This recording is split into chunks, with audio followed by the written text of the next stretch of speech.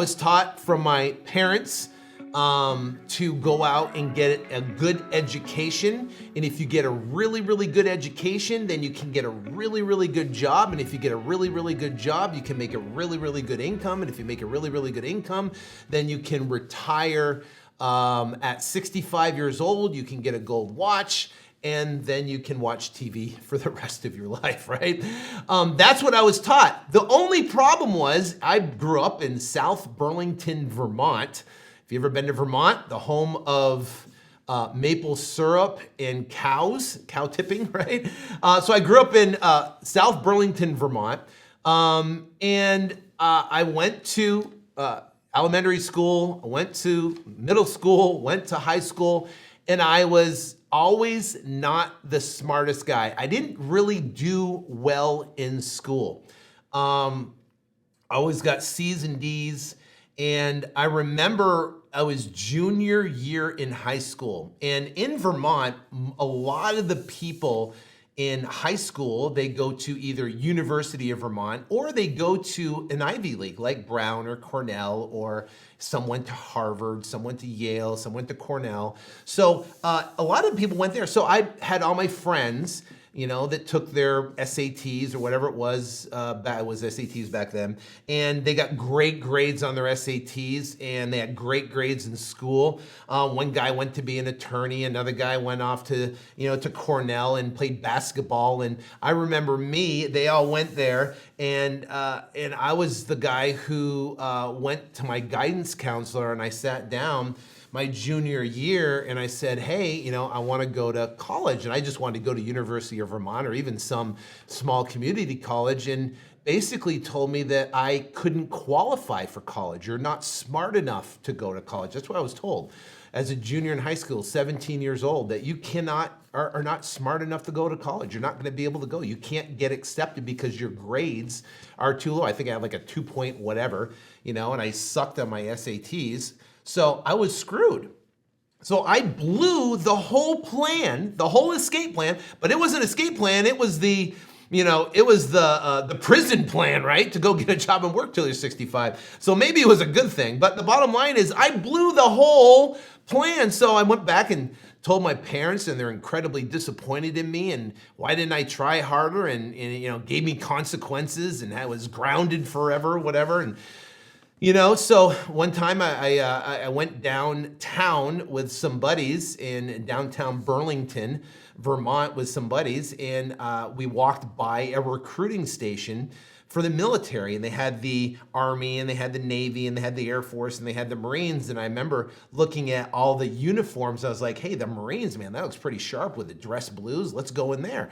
So I walked in, and I talked to a Marine Corps recruiter, and he convinced me to join the Marine Corps because, hey, I couldn't get into colleges. All my friends were going to Ivy League colleges and playing basketball, and I felt like an idiot. And I wasn't going anywhere, and I'm going to be stuck in Vermont working at some restaurant or whatever. So I joined the Marine Corps, and I was 18 years old, and literally got on a bus and left for 4 years, and it changed my life. I grew up there. So I don't have a high school education. I do have a high school education. I don't have a college education. My high school education was barely. I got C's and D's. I was an incredible athlete. Played football, baseball, basketball. Did great at all that stuff, but did terrible at actually academics. So I thought I was essentially doomed when it came to success.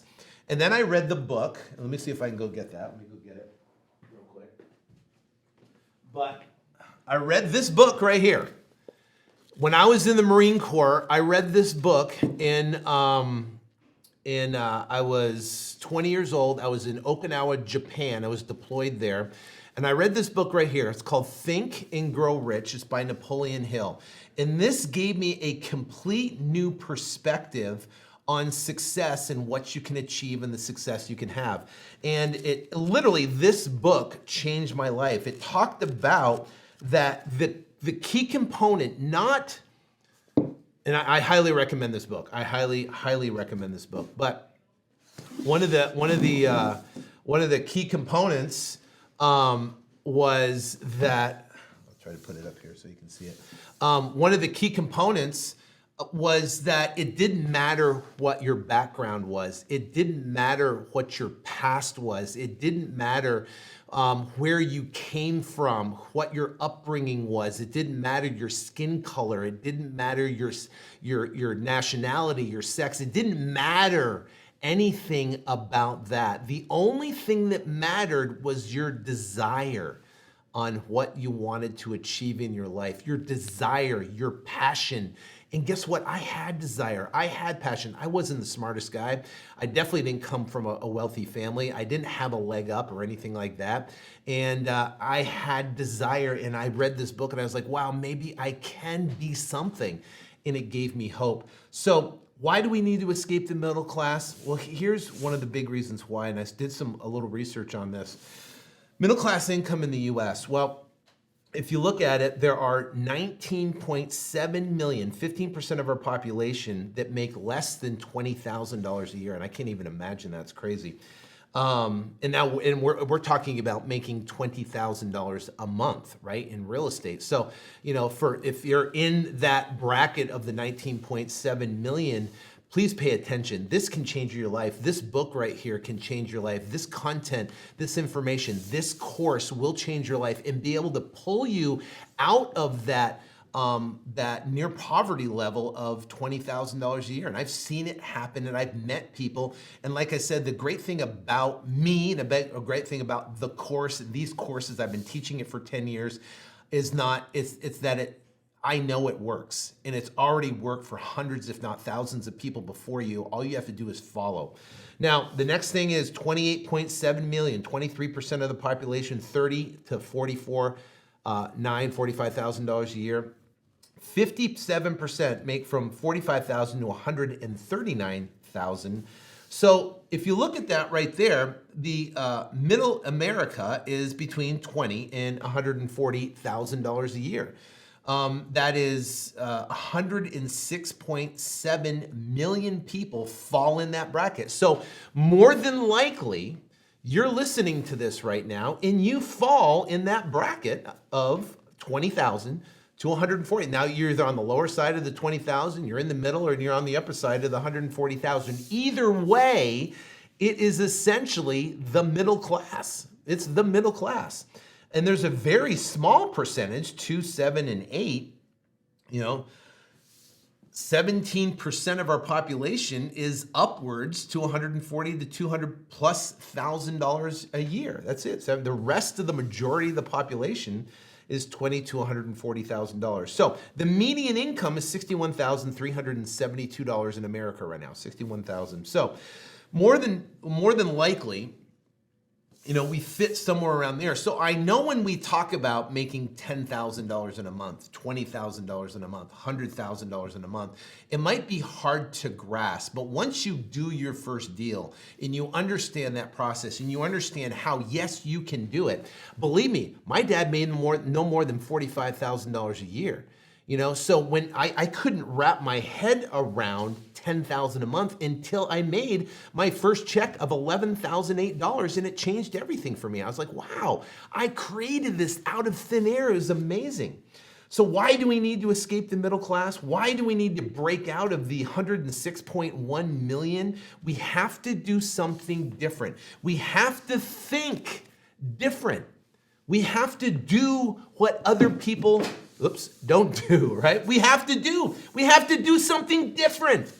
So if all the masses, all the sheep are going this way, and they're getting a good education, going to high school, going to college, getting a job, and they're working till they're 65, here's the problem. The average American changes jobs every 3.7 years, so they never have the ability to build a retirement.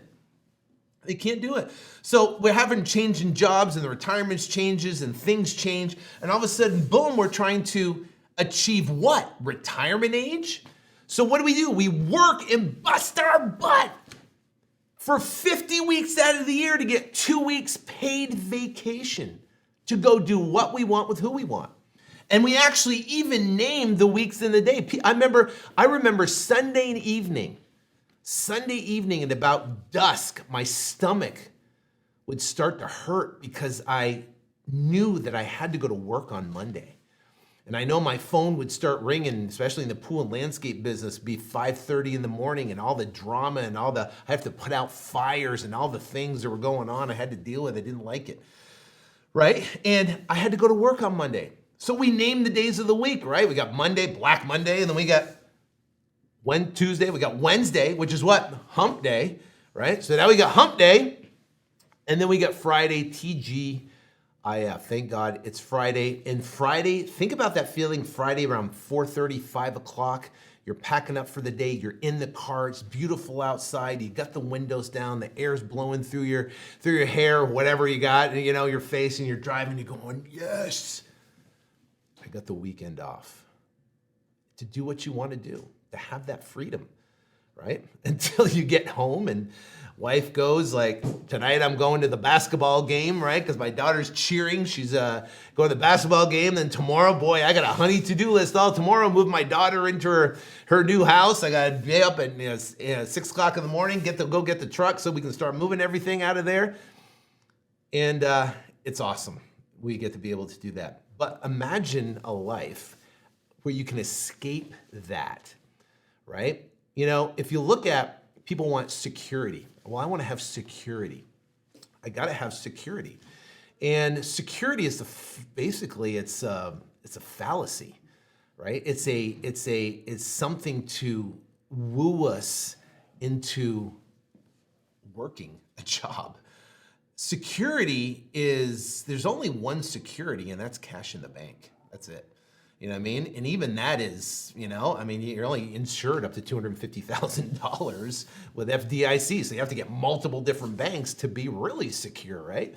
So the bottom line is security is not in a job because you could get fired tomorrow. I had a guy call me up last night and he said, hey, I just got fired from my job. I can't believe it. What should I do? And he was working his job. He's making 6 figures a year. He's above the middle class. He has a family and his kids. He just got fired. He couldn't believe it. Some stupid thing. There's some political thing. The boss didn't like him. Imagine that. In this type of situation, you want to escape that. You want to escape that situation. You want to have control of your own life. Imagine if every day was Friday at 5 o'clock. Imagine. What would life be like? That is what the escape plan is all about. That is what the escape plan will give you. Is Friday at 5 o'clock.